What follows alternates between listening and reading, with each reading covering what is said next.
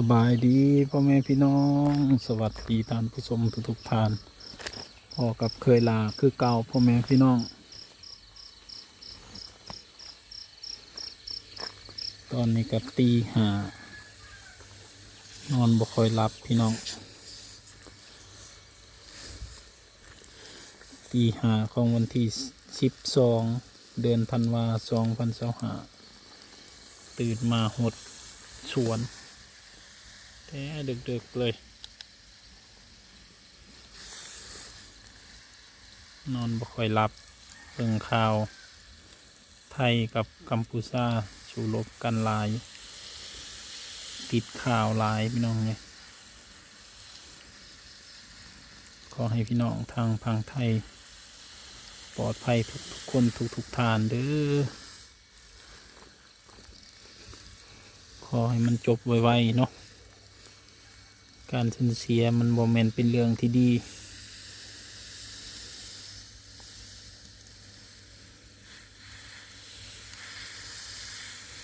ขอให้พี่น้องทางพังไทยทหารไทย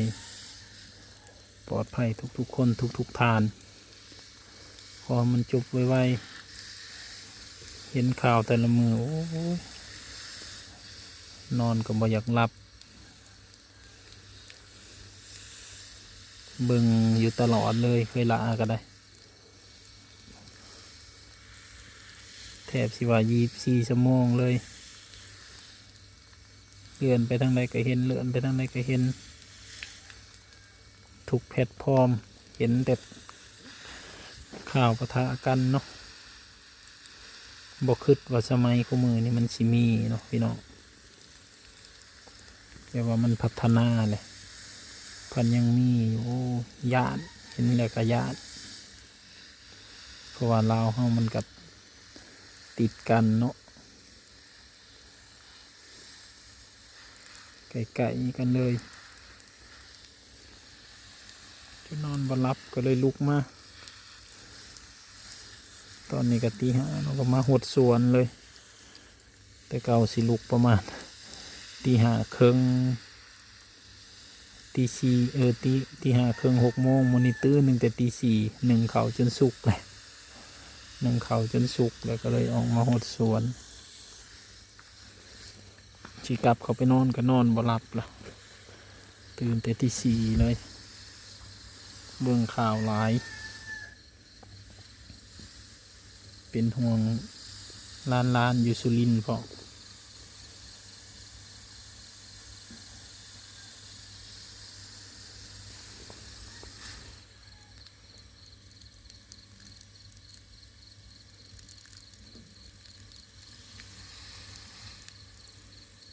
หลายจังหวัดนอกเกิดตอนนี้อุบลศรีสะเกษสุรินทร์บุรีรัมย์ตราดจันทบุรีสระแก้วนี่แน่ก็จากอีจังหวัดยังเนาะเคยลากับบ่ฮู้หมดจำบ่ได้หมดเนาะแต่ว่าฮู้แต่ว่าหลายจังหวัดที่เกิดการปะทะสู้รบกัน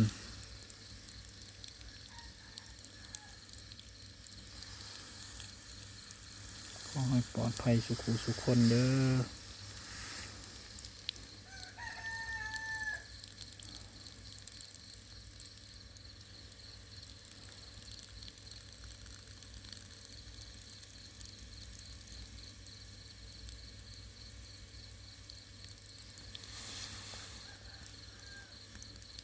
ก่อนที่เขามาหดสวนนี่ก็เบิ่งไปเลยเท่าไรช่องเลยเบิ่งอยู่คู่ช่องเลยที่เพิ่นรายงานข่าวแบบไวๆเนาะ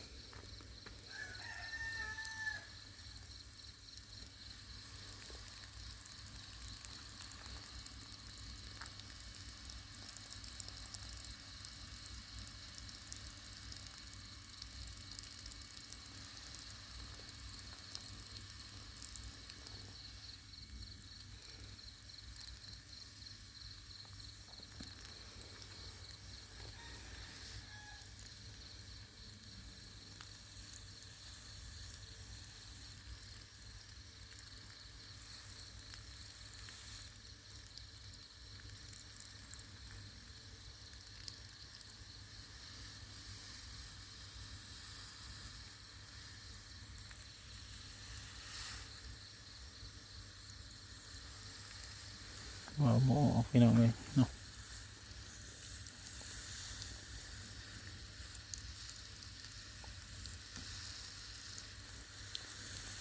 เห็นข่าวแล้วกับเมื่อยนำผู้เฒ่าผู้แก่เด็กน้อยอพยพ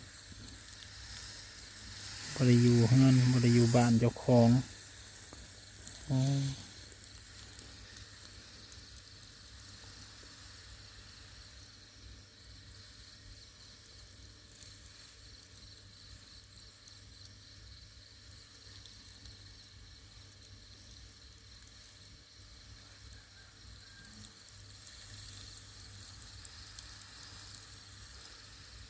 จังใดก็ให้มันผ่านไปไวๆเด้อพ่อแม่พี่น้องให้ปลอดภัยสุขคนผ่านไปไวๆให้สิ่งศักดิ์สิทธิ์คุ้มครองทุกคนที่อยู่ในสถานการณ์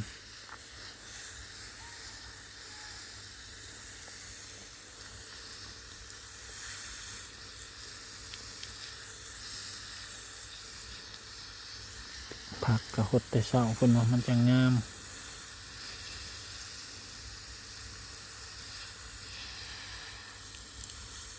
มื้อนี้เช้าอันนี้ได้จนมืดยังมืดอยู่ตีห้าครึ่งยังบ่ทันแจ้งเลยยังบ่มีใครตื่นเลยมีแต่เคยหาผู้เดียวกับน้องสลาตื่นอยู่ทางใน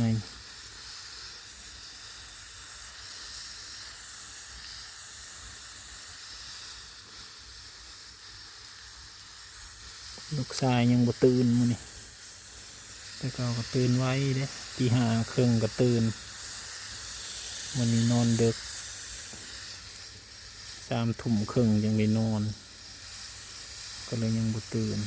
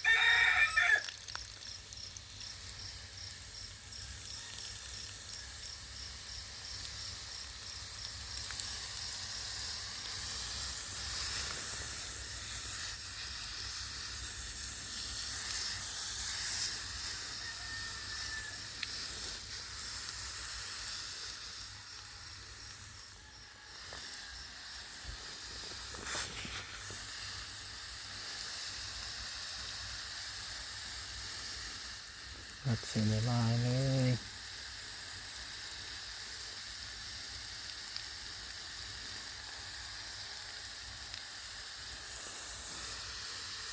ขึ้นมาเล่นนะรัดเสียลาย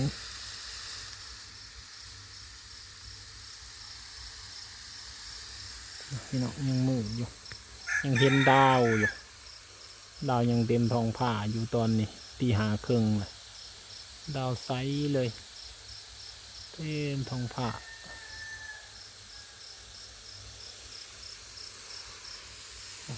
แล้วก็คิดเป็นไข่ในเฮือนเขากระแทก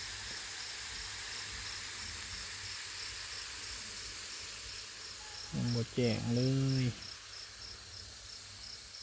มีฮอดเดือนก็ยังบริตกแต่ละเดือนเนี่ยพี่เดือน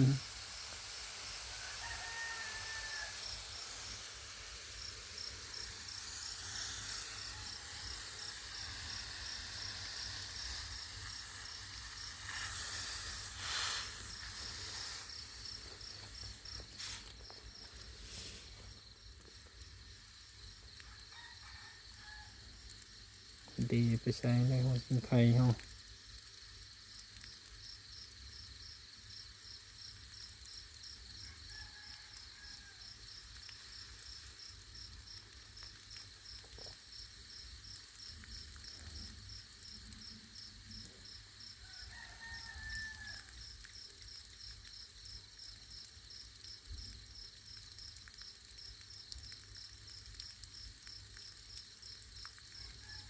อันนี้ก็จะเป็นอ้อย